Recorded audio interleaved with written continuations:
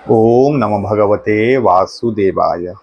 आज आम जानिबा श्लोक नंबर 8।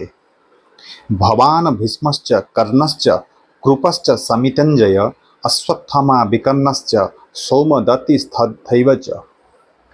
यही श्लोकरे दुर्योधन निज पक्षर थिबा समस्त योद्धा मानकर नाम गुरु द्रोण को कहउछन्ति, कहिकि निजर तथा गुरु द्रोणकर मनोबल को बढ़ाउछन्ति।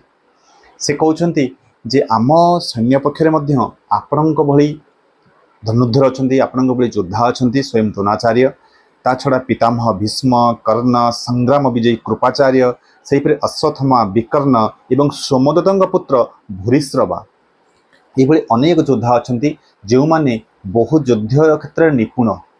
यह कही से निजर एवं गुरुद्रोणकर मनोबल को बढ़ाउछन्ति।